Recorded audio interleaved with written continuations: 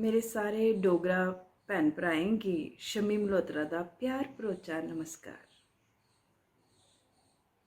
सभनें थमां पैह्ले मैं डोगरा इंटरनेशनल सोसाइटी दा मता धन्यवाद करना चाह्नी आं जिन्हें मिगी इत्थे आने दा साद्दा दित्ता।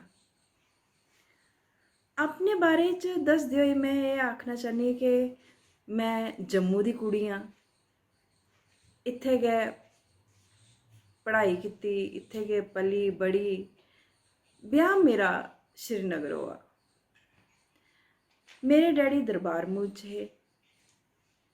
मैं कोई 6th के 7th च ही जिसले मैं बच्चें दा प्रोग्राम पहला कीता, पार्टिसिपेट कीता।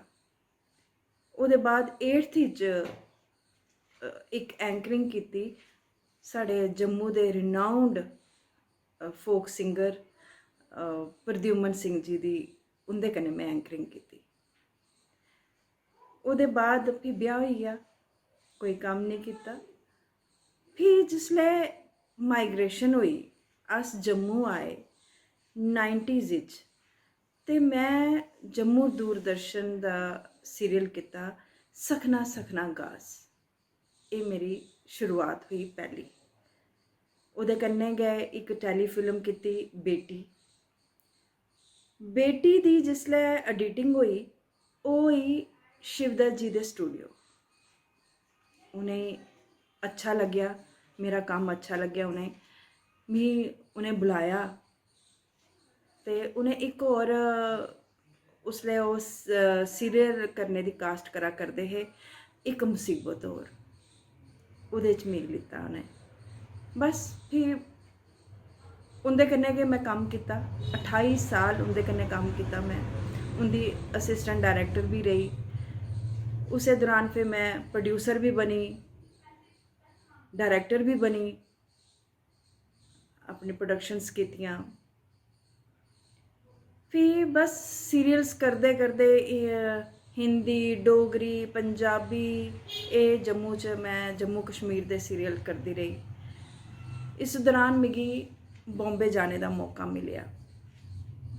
उद्धर जाइयै मैं स्टार प्लस, कलर्स, जी दे शो कीते। जिसले अस उद्धर ऑडिशन देन जन्ने आं, उसले सारी जगह अपनी वर्किंग सीडीज देई जन्ने आं, उत्थे रखी ओड़ने।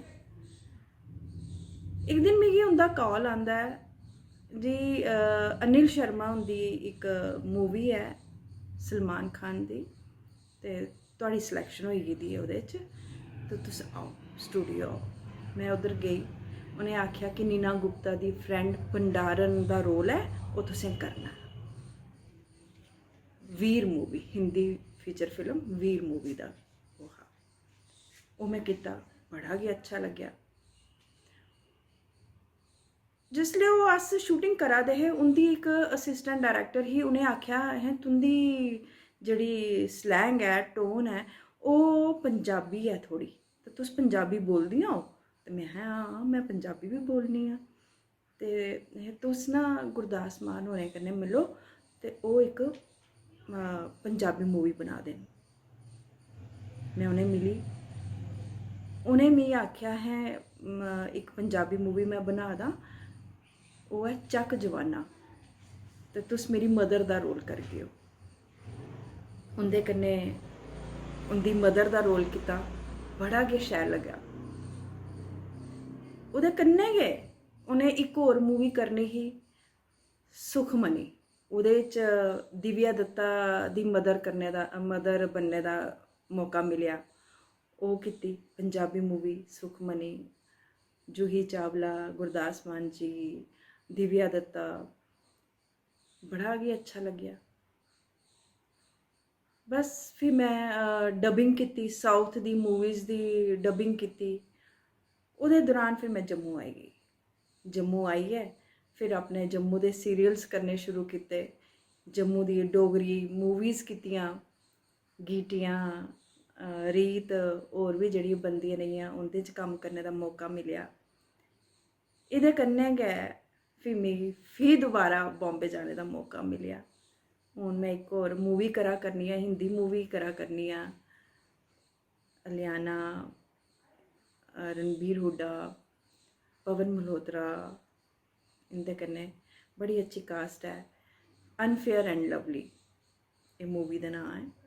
बस हूँ 8-10 दिन का शूट रही गेदा है। लॉकडाउन का सिस्टम जिसले भी खत्म होग तो उत्थे जाइए फिर पूरी करनी है।